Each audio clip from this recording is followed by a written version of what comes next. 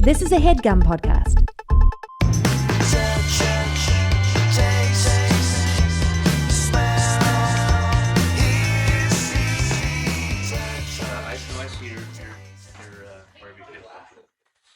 Okay. I'll sit here. Okay. Well, I don't know why that's funny, but okay. I think I'm just unsure. It seemed like you were set up over there, but I can sit here. Well, I was set up over there because it's a neutral area. Okay. I don't want to,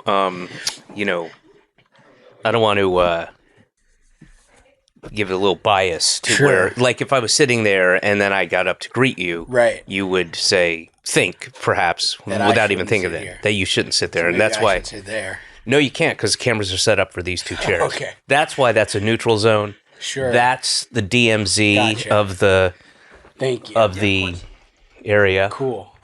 I've also been watching Big Brother. Mm-hmm. And in Big Brother, the red chairs mean you've been nominated for eviction. So I saw that the two red chairs were the only option for me, and it made me feel a little sensitive. That's that's astute, and we do take a lot of I don't want to say we rip off Big Brother, but there's elements to it, and Sure. at the end of the episode, one of us will be evicted as well as the other person. Sure, yeah. So- I would say ideally, I'd like to leave when we're done. So, Well, then it's worked out. yeah. You I'm don't have to happy stay. Well, because part of it is if you're going to be a guest on the podcast,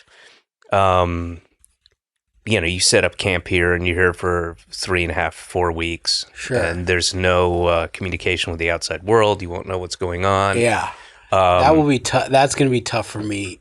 Because you wouldn't, at this stage right now, you wouldn't even know if there's a world to enter 3.5 weeks from now. If everything might be on fire. I mean, the season I just watched of Big Brother, 9/11 happened in the middle of the season, and they had to tell them that it happened.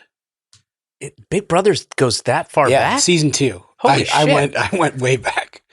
What? So of all the, so was at some point were you sitting around going, God damn it, I haven't watched all of Big Brother yet. I need to start watching every episode of Big Brother. And so you're just now on season 2? Sort of. I was watching Traitors. Right. I heard, I know of it. I haven't seen it. Some of the people on Traitors were on Big Brother, Okay. and they would be talked about as these like really good players. Like mindfuck players kind of thing? Yeah. And I'd never seen Big Brother. Right. Then I started watching Deal or No Deal Island. Now, okay, wait a second. I saw a maybe a Subway ad for it or something, Yeah. and it seems like a joke. Seems like a sketch, like something in 30 Rock. Or And they have put even less thought into it than that. so how does it work? Deal or no deal in on paper could work anywhere. You could do it at the Delta Lounge an at island, the per Omaha, se. airport. You could do it anywhere. Like an island. So it's just what does the island bring to? So they live on an island. And in the world of the show, the banker, are you familiar with the banker? The banker is the unseen person, yeah? Yes, the shadowy figure. Right. The banker owns this island. So it's Jeffrey Epstein. Well, He's alive. I'm not joking. At the end, they go to the temple, the banker's temple, which I believe Epstein had a temple of his own on his island. Yeah, well, I'll say. So it might be. We don't know. And then, so for the first half of the episodes, they play like island games. They like are on zip lines and like run around. Okay, and then the last 20 minutes. I'm sorry. Yeah. So do the games give you an advantage, or are they just like, let's have fun, like it's a Carnival cruise, and then they get to That's how the they game. collect money to put in the cases that will later be opened during the game. So of they've Deal or got No to Deal. earn basically the money that they're going to try to win. Yes. And then the last 20 minutes are just an episode of Deal or No Deal, but they are on an island, an Epstein Island. And tropical island or Yeah, sub-zero it's tropical. Arctic No, island? it's tropical. Yeah. Ish. Um, There's beaches. So then that is what led me to Big Brother. Is there were also Big Brother players on that, and I thought finally they've run out of people who won't debase themselves, so they have to go back to the recycling people who will allow themselves to, And they mix them with, on Deal or No Deal Island, it's some newbies to the world of reality television, and then it's some old pros. Right. And so I was like, let me see how these people made their bones. But there's no mindfuckery in this one, is there? There is, but it isn't necessary. Right. It has really nothing to do with the show. So do you think any of those folks are like, what am I busting my ass trying to, do this this weird archery skill jumping thing to get money for the thing when I could just go on the regular Deal or No Deal, stay in a hotel, and then get free money, basically? Well, I mean, the regular Deal or No Deal doesn't exist anymore, to my knowledge. Oh, okay. The banker has permanently relocated, likely for legal reasons, but to the island. Don't say that. So this is their only option if they want to play that. So it's a tax dodge. They're like, it's the Seychelles or whatever, the Antigua or, the one of banker those. is mysterious. And also, just to clarify, the banker in season 1 is revealed to be Howie Mandel. But then in season 2, there's a new banker who's a woman. Oh, on the island. Yeah, on the island. But we don't know who she is yet. And so do you ever hear the voice of the banker, or they just pick up the phone and they go, Yes. Okay, I see. Okay. No, I didn't know that. Yeah, in like, I don't know, 20, 25, maybe a little later. Yeah, no allergies, no, that I know of. So you have seen the show? I've seen snippets. That is I'm sure I've seen a whole it is. show at some point. It's a lot of... Or most of a show, certainly. I'm sorry, you want me to say what? Yeah. You want me to tell them they did that bad? And then they say, the banker says you disgust them. Really? They have that? Because I know... So, all right, here's the thing. I know it's based, like, half of our programs are based on a British show. So they had Deal or No Deal, and I can't imagine a British banker being on a British show being that harsh. Like, it was such a big deal when they had the missing link, weakest link, right? And then the woman would, say something. In our culture, it'd be like, that's how we talk to each other. And in England, it was like, oh my goodness, what a harridan. Well, she might be the banker. We don't know. I don't know if she's still alive. The lady from... well, neither is Jeffrey Epstein, and he's... Well, he's alive in spirit, I think. Exactly. So she could be involved. We don't know. Okay.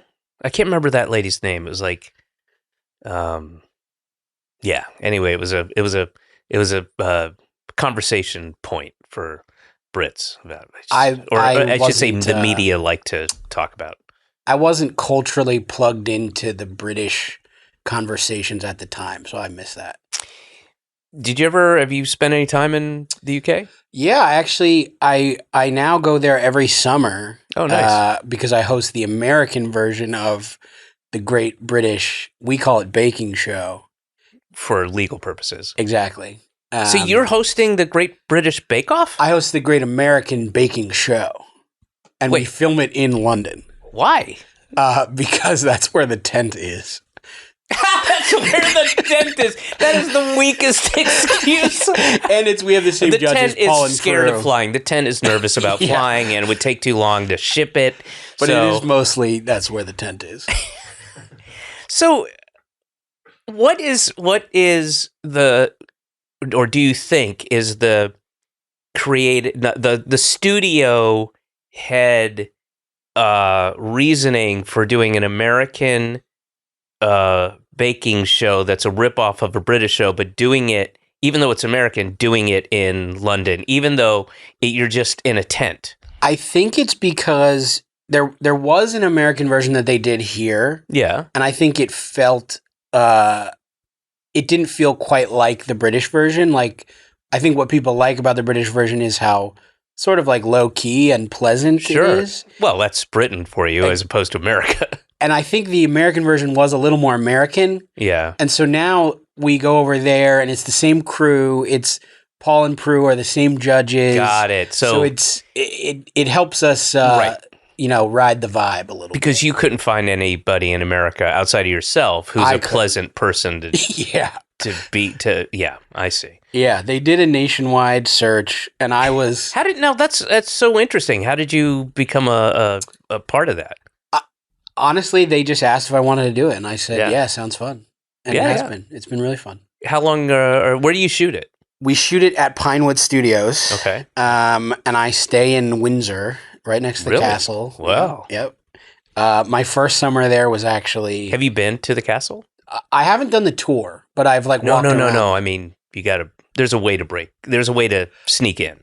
No, I will tell you when this is over. There's a door that I've noticed that if I had to, would be where I would start my You might be attempts. on the right track. So you got to wear a certain something, and you have to get access. You have to get a security, like a card, almost like a chip reader card, sure, to get in there. And you do not have to, and I'm not recommending you do this, and you do not have to bring a gun, but you can. Okay. My understanding culturally, and I've only been there for a few summers, is that that's not as cool. No, I'll tell you where it is and where to get it. Sure. It's tricky, and you'll need a Phillips head screwdriver and a... for the gun or for the door? The gun. For the gun. To get the gun, which will allow you to get the security clearance key card to get in. I'll tell you after this thing because I would love to get in there. I hear there's a big dollhouse in there. It's fun. It's super cool, and there's oddly enough an escape room, the Windsor Castle escape room. That would be fun, and it's just for the royal family. That would be fun. Yeah, and it's my understanding is it's less occupied now. It is. You know who's really good at it? Prince Andrew. He nails it every time. Yeah. And what I would say is not that you would, but don't bring a black light with you. Okay. Yeah. Similarly, culturally, my understanding is that's less cool over there. Yeah. To have the black light just sort of on you. Yeah. On the walls, on the sheets, on the carpet, on the anything. Yeah. Because, yes. I have one here. You have a black light? I have a black light. Here in the... Well, look at this. What is this? Sort of looks blacklightish. Yeah. Let's see if there's any cum over here. Let's see. Take a look at this. Oh, I sort of Chris, there's a lot of cum in here. Look at this. There's so much cum on the walls. Well, because I asked them to set up the blacklight, and if you wouldn't even know it was a blacklight if there wasn't cum for it to reveal. So I wanted to make sure there was. So thank you for. I don't know if that was homemade or where that came from, but thank you for... It's on your rider. Did you not know that? That's right. Yeah. That's it's on your contract. That's right. I sometimes forget what I put in there. Did you ever do stand-up? Well, like 3 times. Yeah. So no. So it didn't go well? It went fine. I just didn't like it. I didn't like the vibe. I came up doing improv, which is a much more collaborative... Yeah, it's a lesser form of comedy, sure. Sure. I mean, it's freer. It's it's more real. How is it freer? It's not freer in any way. It's completely when you do stand up, you just do what you want to do. Yeah, but that's the freest you could possibly be. Well, you're you sitting down beforehand and writing it down and all that kind of stuff. No. You don't write it, it's all up here. All up Jay-Z there. style. Yeah. Okay. Well, I didn't actually know that was allowed, so maybe now I'll have to revisit. Get back into it. But no, I just didn't like I went to a few open mics, and I remember like... Oh, that vibe can be not great. Yeah. Yeah. No one was listening. Everyone was talking during the show. But dude, it's tough. The beginning is fucking hard. Yeah. It is hard. Yeah. Even if you're really good right out of the gate. It's a hard, not that pleasant several years, but you find your peers pretty quickly. Sure. And you work with them, you hang out with them, you help each other, and you get a nice little community out of it. What I liked about improv is you sort of shortcut that a little bit because you have your group up there with you right away. So, as a huge coward, that was better for me. You're right. I can understand. Yeah. But you had a desire clearly to perform. Yeah, definitely. Like improv and sketch and comedy was always in the mix for me. Where'd you grow up? New Jersey. Where in New Jersey? Trenton, New Jersey. Ooh, which is the something of the world. What is it? The Trenton. I was just going to say Trenton state capital, but yes. The catchphrase is Trenton makes the world takes. Yes, that's right. Yeah, because it was some type of industrial powerhouse at some point. Yeah, for like a couple months when there was not a whole lot of. I think it was more than a couple months because they built a whole bridge with they put a lot of effort into the bridge, and the lettering on it. Trenton makes the world takes. So it sounds very kind of bitchy almost. It's like the giving tree of cities. It's like I give and I give and I give, and then now look at me. It's a Jewish city. Demographically, I'm not so sure it is, but spiritually, no, just the spirit of the city is just Jewish. Yeah. It's. I used to have I had a bit in the stand-up sense. You don't do them once they're out there, but there's a product that they sell at Whole Foods that's all eco-friendly. 100% recyclable. Blah blah blah. But the name of the brand is If You Care. And so it's the most guilt-inducing, but in a real Jewish way. Yeah, sure. If you care, there's like, plastic. It's stuff for the kitchen, basically. If you even care. Yeah. Well, okay. If you care, you'll sure. purchase it. But if you don't care, that's, to each his own. Sure, But you don't care. But this is for people who care. Yeah, they care about each other. They care about their children, other people's children. But you don't care, so okay, go get the Reynolds wrap. That's fine. Yeah, it's the Trenton of items, of products. Yeah, yeah. Hey, have you done this? I know I have, where you feel like, oh, I've got to check out this show everybody's talking about, and then you sign up for the streaming service, and then you watch the show, and then a few months later, you realize you're still paying for that service, way after you finish the show. Well, getting Rocket Money can be a game changer. They'll find your unwanted subscriptions, and I bet you have more than one, and even help you cancel them, so you never have to worry about them slipping through the cracks. It's not just streaming services, it's everything. Rocket Money is a personal finance app that helps find and cancel your unwanted subscriptions, monitors your spending, and helps lower your bills so you can grow your savings. And the new Goals feature automatically saves money for you so you don't have to think about it. Pay off credit card debt, put away money for a house, or just build your savings. Rocket Money makes it easy. They'll even try to negotiate lower bills for you. They automatically scan your bills to find opportunities to save, and then you can ask them to negotiate for you. They'll deal with customer service, so you don't have to. Rocket Money has over 5 million users and has saved a total of $500 million in canceled subscriptions, saving members up to $740 a year when you use all the app's premium features. Cancel your unwanted subscriptions and reach your financial goals faster with Rocket Money. Go to rocketmoney.com/senses today. That's rocketmoney.com/senses. rocketmoney.com/senses. So why did I bring up London? I was going to ask, this is going so far back. Talking about the Queen. Well, we didn't mention her, but her presence was sort of but there's a specific reason. Yes, I know what it was. It was about TV programs. Sure.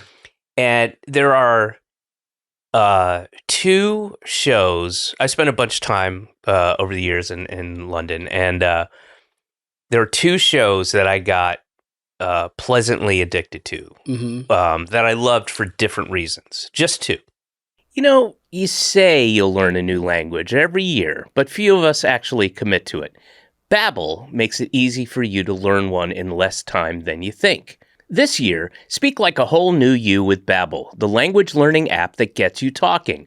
Learning a new language is the pathway to discovering new cultures, so why not embark on learning something new? Babbel's quick 10-minute lessons, handcrafted by over 200 language experts, get you to begin speaking your new language in 3 weeks, or whatever pace you choose. And because conversing is the key to really understanding each other in new languages, Babbel is designed using practical, real-world conversations. Spending months with private teachers is the old way of learning languages, and nothing screams tourist like holding a phone translation app up to your face all day. Babbel's tips and tools are inspired by the real-life stuff you actually need when communicating. With a focus on conversation, you'll be ready to talk wherever you go. Babbel's speech recognition technology helps you to improve your pronunciation and accent. Need proof that Babbel gets you talking? Studies from Yale, Michigan State, and other leading universities continue to prove Babbel works. One study found that using Babbel for 15 hours is equivalent to a full semester of college. With over 16 million subscriptions sold, Babbel's 14 award-winning language courses are backed by a 20-day money-back guarantee. This year, get talking with Babbel. Let's get more of you talking in a new language. Babbel is gifting our listeners 60% off subscriptions at babbel.com/senses. Get up to 60% off at babbel.com/senses, spelled BABBEL.com/senses. Babbel.com/senses. Rules and restrictions may apply. One is Come Dine With Me, which is one of my all-time favorite shows. And are you familiar with it? No. All right, well, check it out when you're there. It would be like on... I think it's Channel 4, maybe? Okay. I'm not sure. It's been on for many, many years, and they have Come Dine With Me and then Come Dine With Me couples. The premise is really simple. It would never work here, and my wife and other people have gone, because I love it so much, and I've seen so many episodes, and you should try to pitch it and do it in America. I was like, it will not work because of the following reasons. So it's super low budget, right? And the idea is really simple. You go to this town anywhere in the UK, and there are 4 people that participate. And they're, literally in apartments, semi-detached house, small places. Sometimes there's somebody who's like on an estate, occasionally somebody who's clearly got some money, but mostly like you could be on the 8th floor of an apartment building, right? In Liverpool, whatever. So, and they go to really small towns too. And they're 4 contestants. They don't know each other. And each week you host a dinner party where you cook and you give them dinner, and then you kind of provide entertainment while the dessert's getting ready. And so like you do a talent? What? Like you do a talent? Well, everybody's got their own. It's not, you just have to you don't have to do that. A lot of people do. Or they just put on a record or something? Yeah, something. And here's whatever. Here's a board game, whatever. So and then you take in, each episode is one, it's 30 minutes, and you meet the people, somebody is a beautician, and another person works for a tax firm, and another person is a Uber driver, whatever. And they all have different varying personalities, and the strangers, they're all strangers. So you go to the first person, they cook, and then it gets really like catty, like, this is terrible soup. When they go in the kitchen, sometimes it's really good. Some, they're trying to watch them try to make it, and usually, I'd say most of the time, people are unduly cocky about their cooking skills, and then they'll. It's kind of part of the show, but then they'll sneak around the house and they'll go, look at this picture, and he's a drag queen, and whatever. And then you do that, and then each person separately, as they get a cab home, is filmed, and they go, I thought Denise, I thought her coq au vin was it was okay. It was, the dough was not very good. I thought she was a wonderful hostess. I give her a 7. Right. Okay. So the 3 people do that. They give their score, And each week you go to the next person's house. And then they all start to get to know each other at the end. And there's definitely like, right wing, left wing, or feminist, macho guy, whatever the thing is. They sort of intentionally cast for. Yeah, but not like in America where it's blatant and nobody's poking them. There's no editing tricks. And they're all real, legit folks. And it's this low stakes thing. And sometimes there's a fight, an argument, which is really fun. And then sometimes somebody just ruins the dinner by accident. And it's really, there's a sweetness to it. Oh, and the other thing that works really well is, I don't know the name of the guy, but there's a kind of narrator. So somebody will say something who's like, well, that certainly won't work. And, things like that. I'll pop in. Is he ever there, or he's just... No, he's never there. It's just in post. Sure. He's like, good luck with that, kind of thing. And so they have come dine with me and come dine with me couples. And it's just a really kind of sweet, completely real. There's nothing bullshit about it. And it's fun. It's fun to watch. That sounds good. Yeah, it's good. And it's a half hour, so you get invested. And by the end of 4 episodes, you got your winner, and you get £500. Oh, nice. If you win, and it's a really, I'm telling you, check it out. Based on the scores everyone gives you? Yeah. So do they ever, because they want to win, do they ever, sort of depress the... No. See, that's what would happen if you did it here. Yes. Oh, People but would it be couldn't like, work that here. Sucked. I give it a 0. But also, there's a difference between going to, Bristol, just outside of Bristol, right? And going to Phoenix. Like we're such a big country that you're just not going to have any connection to these people outside of the way Americans are kind of trained to watch reality shows. You'd have to relearn everything. So here's how you do it. Okay. You get a bunch of Americans. Yeah. And you go shoot it in London. Oh, in a tent. That's what we did. You could do it in a tent. But do you think your magic tent would be available? Yeah, I mean, we shoot ours pretty quick, so... but they have to have 4 different... 4 tents, or 4 tents. Or you put up But are they curtains. all magic? Well, it's not magic. Well, Zach, come on. What you're describing, there's clearly a reason to go to that tent, and there's got to be something supernatural to it. I think, well, it might...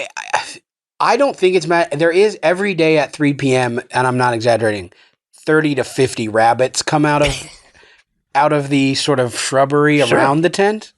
So that's magical. It's a magical experience. Yeah. But it's not magic. But I think you just put up a partition, like in an apartment, like in a, you have a 1-bedroom apartment, but you got 3 people living there. I don't think this is going to work. Well, I just don't think that's I'll make it solution. work, and then all right. You can well, then we'll it. pitch it together, and you can produce, and I'll EP. I think if we're going to pitch it together, it would be helpful for you to not say things like, I don't think it's going to work. Well, I would lead with that, and then I tell the people of the studio, I'd say, now you convince me why it's going to work.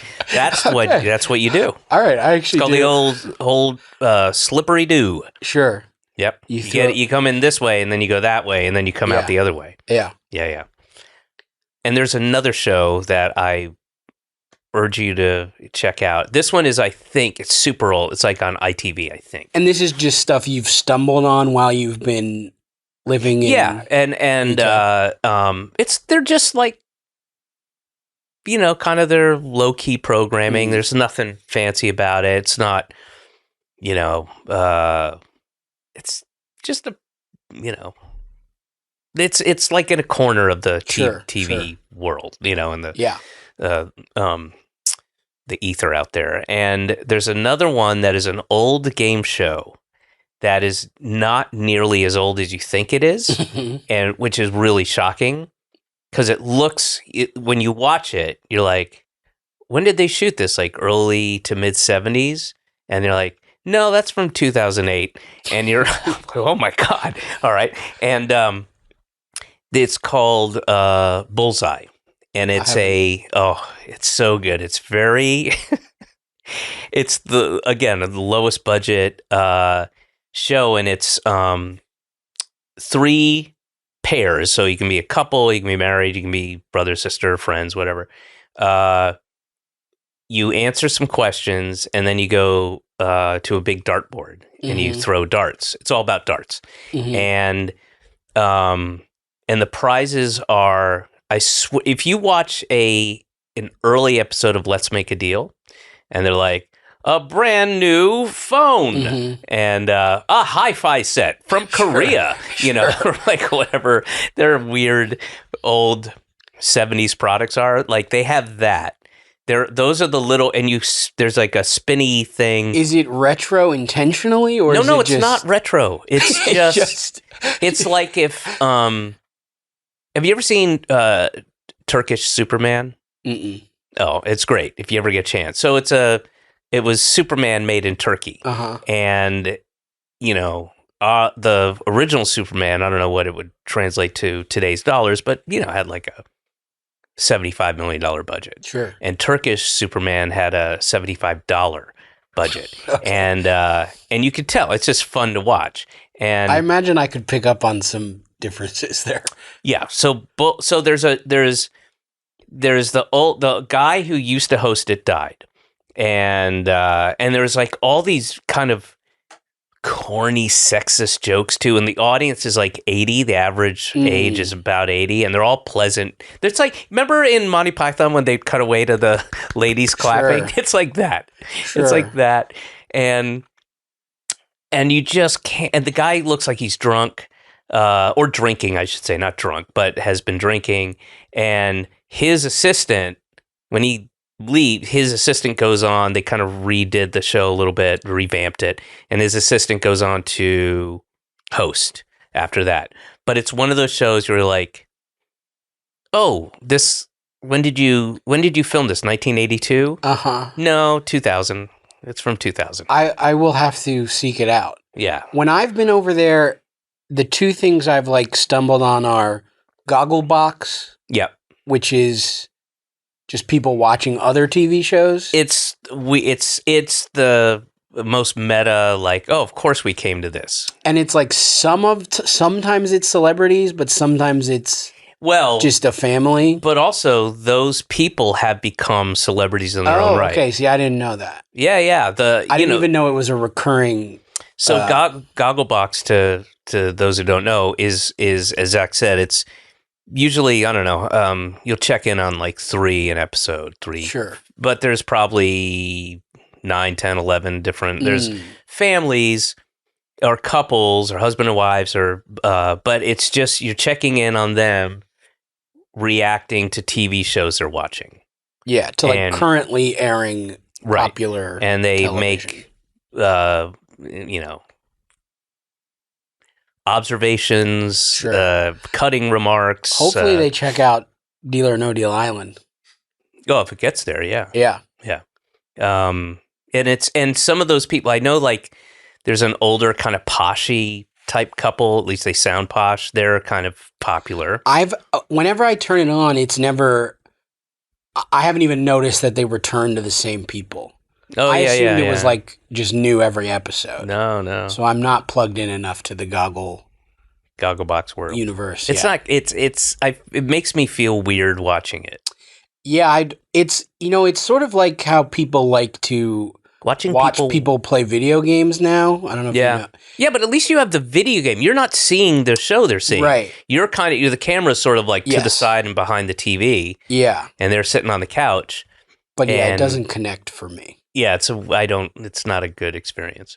And then I've watched sort of like their version of Cops, but it was like Bubbies. Yeah, I think it was called Bubbies. And I remember it being it was just focused on the lady answering the phone. Like at dispatch? Yeah. So it was boring. It was extremely boring. Yeah.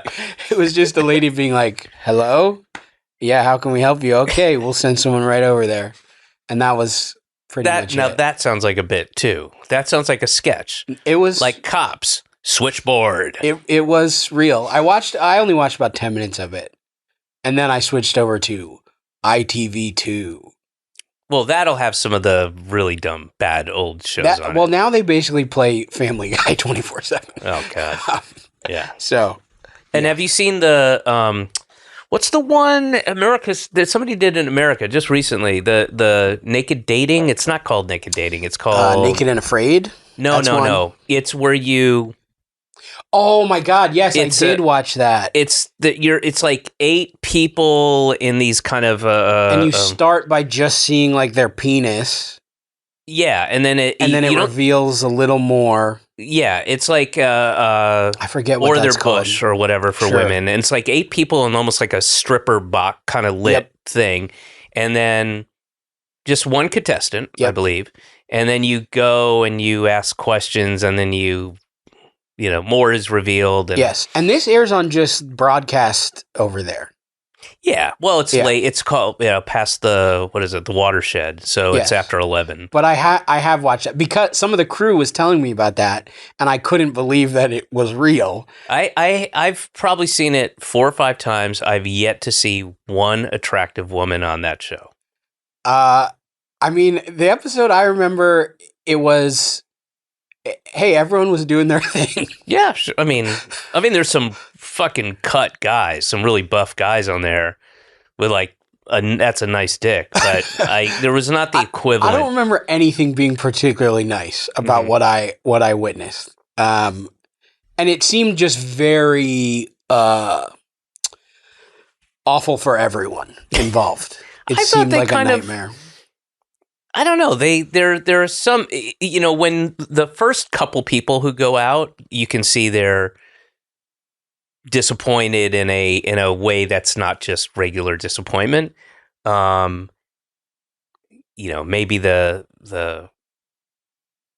what's going through their mind is like, I can't believe I fucking just showed everything on TV for 60 seconds to be humiliated. Yeah. It doesn't seem fun. Yeah. And then even if you last long, it's such a strange way to start your date with someone that you've gotten over a lot of the hump of. It's kind of good in a way. I mean, it's got the maybe one of 2 or 3 upsides of social dating apps where you like, that's what your dick looks like. Yeah, you start there. And maybe that's not the worst thing in the world, because when something is initiated, you're like, well, we don't have to worry about this shit. But it takes away that fun. I can't, I have a mix of, I don't want to say jealousy, but a mix of like, I missed out on that kind of thing, and sadness for like a friend of mine. His son's in his like early mid-20s, and his son told him, they were just talking about stuff, and he's like, oh yeah, I think I've had sex with 50 different women. Let's say he's, I don't know, when this conversation happened, 24, 25, 23, I don't know, but like, I didn't like to be 24 and have sex with 50 different, just from apps. And then they come over and then they leave. Sure. And there's like, there's something, very pure about that transaction. But you have, the great thing for me is, going to a bar, going to somewhere and connecting with somebody and really connecting with them. And there's that chemistry and there's that spark. And then there's the whole rest of the evening. Where's this going to go? What's going to happen? We going to continue? And then either, you do fuck or you don't, but maybe you're going to later. Maybe you want to meet up again, or maybe you're both like, that's what I needed. Thank you. You're great. Sure. Or that was great. Let's reconnect and learn more about them, et cetera, et cetera, et cetera. Like, you've taken away that very human, that thrilling, and also it's so satisfying. You haven't done anything. You haven't been charming, funny, smart, interesting, You curious. might have had to write a really funny bio. That's true. You might have had to say like must love, not dogs, because that's not funny. But No. might have had to say must love hogs. Must love. Talking about your hog, maybe. That's not very good. I wasn't a big app user, so I didn't really write the bios. But that's what the naked dating, whatever that name is. It shortcuts that. Yeah, and so that's kind of interesting. Yeah. Oh, there's another one. I forgot about this show. Very British in the world of what we're talking about, where it's a blind date, and it's just a blind date, and there's the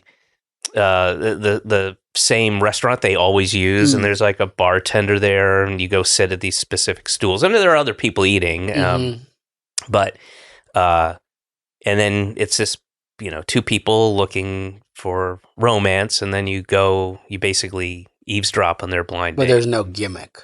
There's no gimmick, no. Yeah. Sometimes it works out, sometimes it doesn't.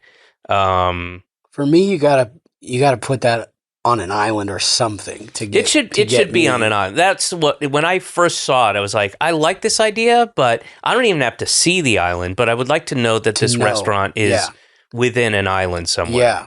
Yeah. Like it could be at the restaurant from Guess what? From the menu. The UK is an island. Done. We did. Boom. It. So really, all your of baking these shows, show, they're all on an island. You could add island to the end of them, and you would be absolutely earnest. Cops Island. Yeah. Bobby's Island. Bobby's Island. Bobby's Island. All the great British Bake Off Island. Yeah. No Deal Island. Yeah. Because if you shoot it there, and the soundtrack can be on Island Records. Island Records Island. It would be the soundtrack to No Deal Island available on Island Records. Yeah, which is located on Island Records Island. Yes, obviously. Yeah. I would assume. I've never been. Now, we've gone. Let's see, 40 minutes so far. Without mentioning that you are on my wife and I's favorite show, the Great American Baking Show Island. Baking Show Island. And it doesn't seem like the kind of thing he'd do, but Ben Stiller directs the Great British American Baking Island tent. About half the episodes. Yeah, about half the episodes. Yeah. But it's such an interesting approach. So, and your tent is huge, clearly. You mostly can't see the tent. Similar to how you were saying you don't need to see the island, you just need to know it's on an island. It's within a tent. The tent is there, but it's not. Where do you shoot that? Mostly in the Bronx. Just like at a stage in the Bronx. Okay. But then the some exterior stuff in New Jersey, like the building is this place called Bellworks, which is like now it's kind of like a weird shopping mall / office space hybrid thing. A WeWork meets Etsy. It's like WeWork on the upper floor, but then on the bottom floor it's like Annie's Pretzel shops and like an indoor driving range. Like it's a very strange space. And then some of it in upstate New York, but mostly the stages are here in New York. Well, do you live here? Yeah. Are you based here? Yeah. I guess if you were from Trenton, it's not the biggest move. And your family's still back in Trenton? Yep. Okay. Mm-hmm. Yeah. And what did... I mean, I don't want to make you... This isn't a, what do you call it? Quiz. No, but when you go on when you have to do press for a junket. I don't know. Sure, yeah. Who do you get paired with on the junkets? Usually with John and Britt. which is great. We have a lot of fun. They're fun, fun crew. Yeah, I went to the screening. Yeah, I saw you there. I mean, it was, and there was something else that I was supposed to do that on paper was way more exciting, but it was like, even if I can get a 48-hour advance sneak at the first episode, I want to do it. And whatever the thing was, I was like, I can't go. It was something pretty good. I don't remember what it was, but it was like, I'm going to go see. I'd love to go see Severance. And that I'd love to know opening, what it was so they could feel bad. That what? I'd love to know what it was so they could feel bad that you didn't. It was it a Saturday or Sunday? It was a weekend, wasn't it? Or was it Friday? I think it was it might have been a Thursday. Thursday. What would it have been on a Thursday? Yeah. It's probably a show. And probably not music. It was probably, anyway, I don't know. But it was something that was like, well, everyone check your calendars, and if he bailed on you, that was why. That opening shot was amazing. Of Adam running around. Yeah. That was really cool. Yeah. And the music and the fucking title sequence is the best title sequence. And I'm so glad you guys did another for season 2, which has more interesting clues in it, I guess. Yeah, there's a lot going on in it. Yeah. I hadn't seen that I didn't even see it until like when episode 2 aired or whatever. Yeah. Yeah. And how long in between wrapping season 1 and shooting season 2 was it? It was a while. It's hard to. I know it was 3 years between season 1 airing and season 2 airing. Yeah. So it was probably like a good year and a half. Yeah. Or maybe even. Yeah, it's probably a good year and a half, almost 2 years between wrapping and starting up again. Wow. Yeah. Was there any difficulty in like, hey, can you show me some Dylan? How does he talk? How would he say this? No, I mean I did refresh myself. I watched the first season again before we started shooting again. But then also once we kind of just got there in the space and with each other, it was pretty easy to click back. God, I love it so much, and I love that show is so up my alley. I love stuff like that, and it's almost a perfect example of that type of show. And I urge everybody to check out Severance if you haven't. It's just so good and keeps getting better. And I remember watching, because people were telling me you got to check out the show, you'll love it, blah blah. And I was so I had to watch it again because I was distracted by how good it was and what an amazing job Ben did. And I know Ben. We're not close, but I texted him after watching, dude, that is. I was just gushing, that is every choice. And I've directed stuff, so I know all the choices. I mean, down to the fucking, color of a suit, whatever. It's really impressive to me. It's really fun to be on. And it is fun. I've almost been spoiled by it in the sense of the attention to detail is so high from everyone, from every department that, since working on the first season, sometimes I'll work on other things where it's sort of oh, who cares? Let's just do it. And I'm like, whoa, that would never happen on Severance. Everything is so thought out that it has spoiled me a little bit. Yeah. I can see. I mean, and just again, the choices and the casting outside of the guy who plays Dylan is just spot on, really interesting. Some faces I haven't seen before. Mm-hmm. I didn't want to do it either. So you Do know. you get that sense that they didn't want you to do it? Yeah, they didn't really want me, and I don't really want to be there. But we're finding our way. But together. everybody knows we're all on the same page. Yeah, as long as you acknowledge it, it's like easy to. Oh, it's just such a great, cool show. Well, you know what I was gonna say. We were in a movie together. We were, but not at the same time. not at the same time. So we're coworkers. We are coworkers. Yeah, we So never I met. just wanted to make sure I said that. Well, we should start the episode. We should start start doing it. Yeah, let's start recording. Okay, if we so we're haven't. here with Zach Cherry on Census Working Overtime, who stars in the new Dune movie, Dune Walker. You know Walker who you of should have Death. on the show? Who? Dr. Smell. Do you know Dr. Smell? Are you No. on? How online are you? Not at all. So in the last few months, there was a woman who did a PhD thesis on the olfactory ethics. Olfactory ethics. What, yeah. what would that be? It is very interesting. Outside of don't fart. I'm sure she has thoughts on that, but it's sort of just the way smell is used in writing to other people or to I don't even really know, but she wrote, no.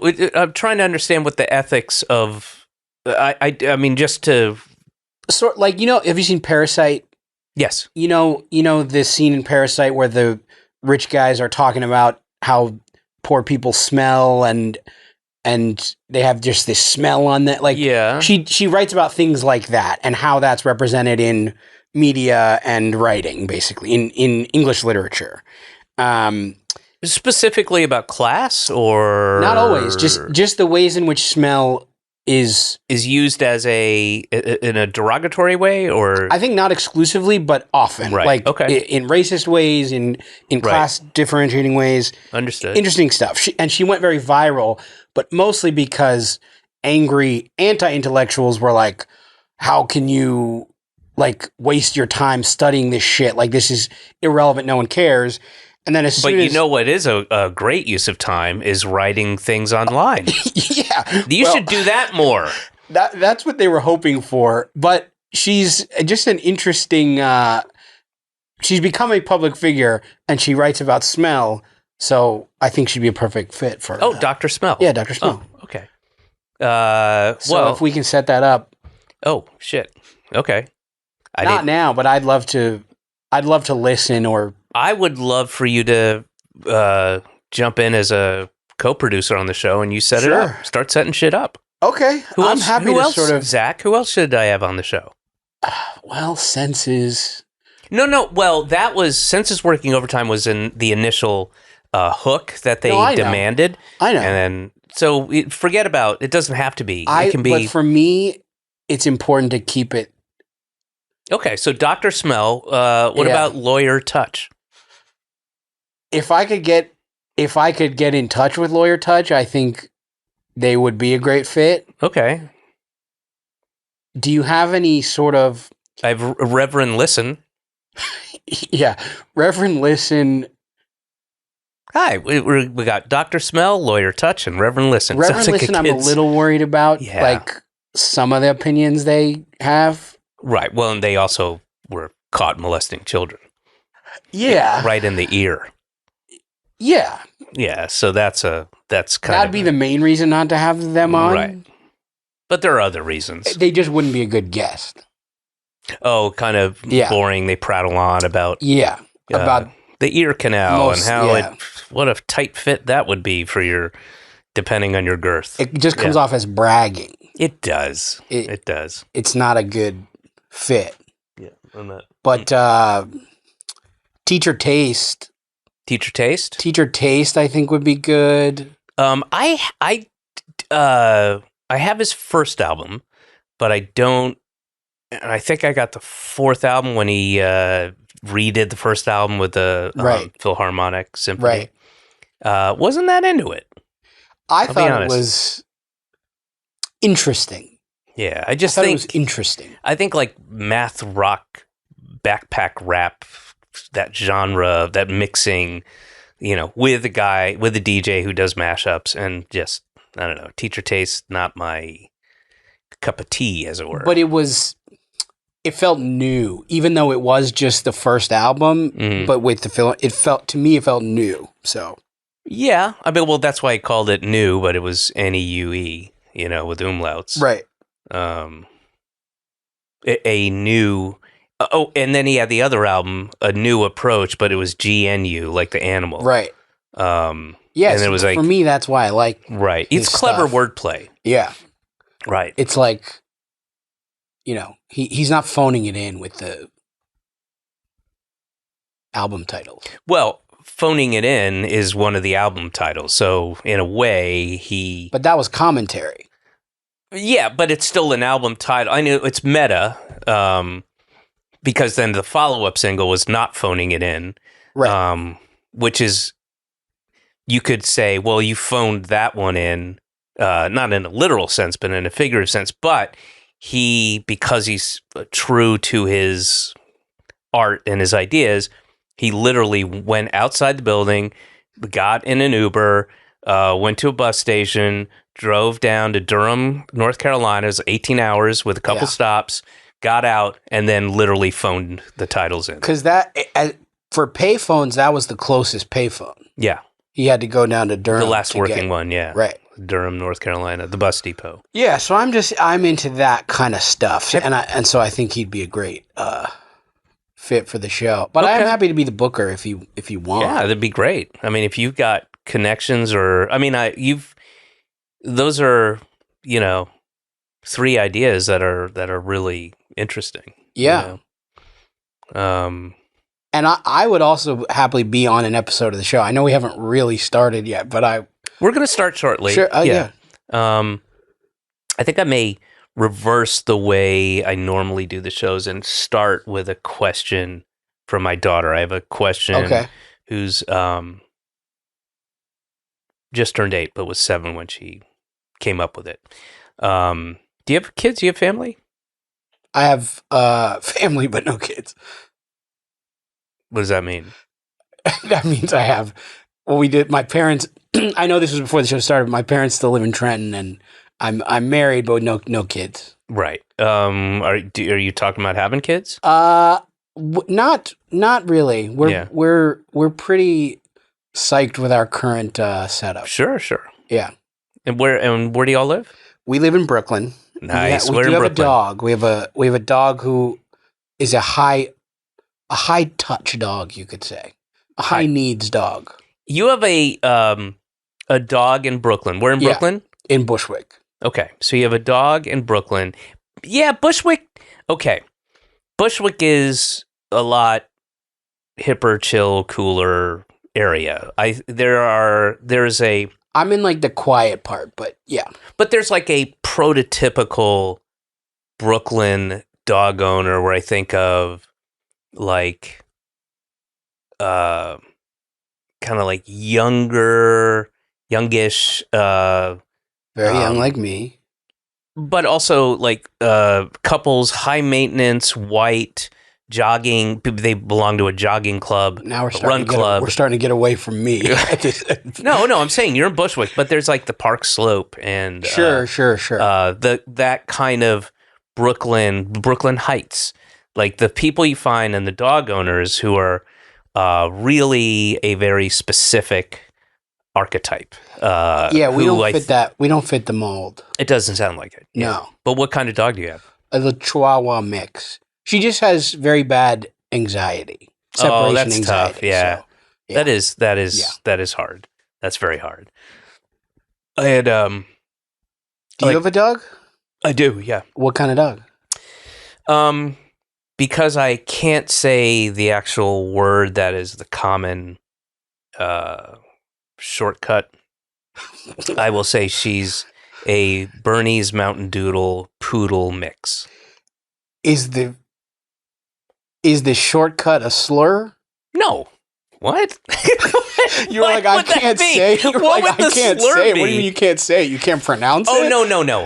What I meant was, to say it. I don't like to say it. It Okay. makes, I feel a bit of shame. I see. So I've had dogs, I had a dog growing up. I had a dog for 15 years before this dog that rescue dog. Sure. Very close with, traveled with, and then had a very, as anybody would, a tough time, had to put her down. She really degraded pretty quickly.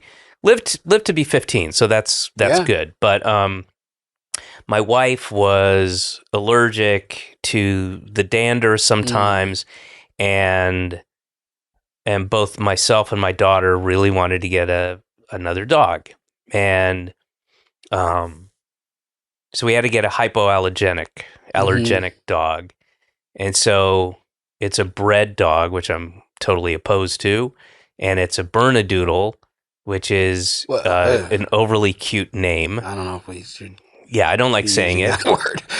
And I was with my sister at the dog park about a month ago, and somebody was like, "Oh, what kind of dog is that?" And I said,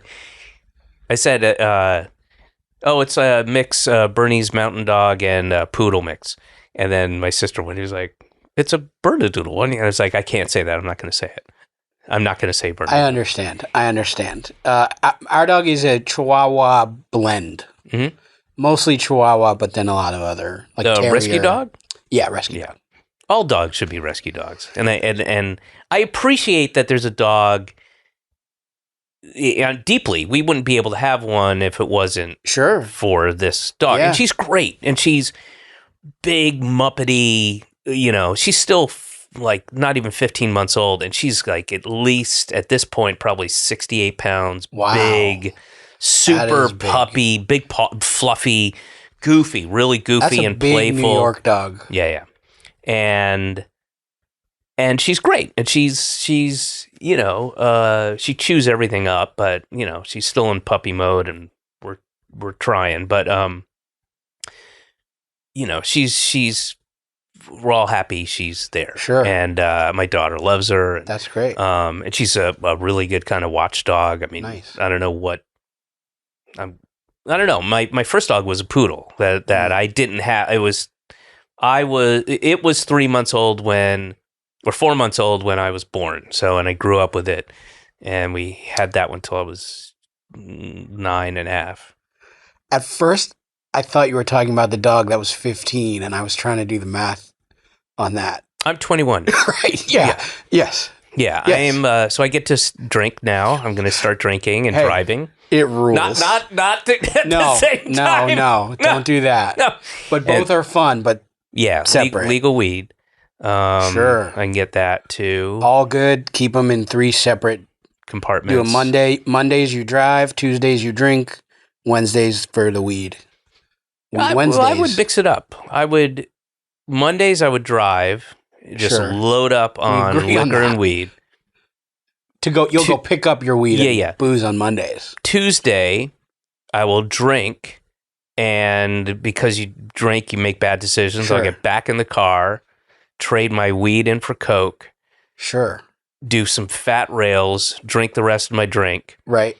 Drive, just because I got an itch to do it, go see Niagara Falls. Then I go, shit, I wish I had weed. I wish I had weed. Well, I'll get there and go, why? Who wants to be jacked on Coke to see? Right. So then I trade the Coke and for weed. And are you on the American side, or are you crossing to both? What I do is I park at the American side, do the fucking tightrope, get that all laid out, get halfway down, get one of those little chair hammock swing things. Sure. Do that until I get arrested. Right. All right. Spend a day in jail. There's my food taken care of. Then they give you the Coke back. Then they release on the American side. Right. And then get my court date. Yep. And then scoot out of the country. That's a good luck finding me in Costa Rica. 21st. Oh, fuck. God damn it. Why'd I say that? We can cut that out, right? Don't cut it out. Life's a challenge. Zach Cherry, let's get this thing started. This was a absolute pleasure having you on. I appreciate it. I am a fan and a listener, so it's exciting to be here. Oh, right. Have you listened to this? Oh, cool. Yeah. Great. Well, my pleasure to have you on, and I love Severance. I love your work on it. I loved seeing you in my movie. You hurt my feelings. It was really nice that you did that. Yeah. You came on for my movie. Yeah. I felt the same. I was like, I'm happy to be in your movie. It would be kind of fun if I wasn't known for being like funny, silly. It'd be interesting to go when you're doing like a day or a cameo on a film or something to just treat it like it's your movie. Go around and thank everyone for being here. Thank you so much for doing this. We're so excited to have you. Yeah. Yeah. All right. Where's my question? I might try that. Okay. Zach Cherry, from my 7-year-old daughter, your question, and you can answer this in any way you see fit. Zach Cherry, why do cowboys always wear boots? That's a good question. My guess is that it began as a functional thing, that their work is messy and muddy and shitty.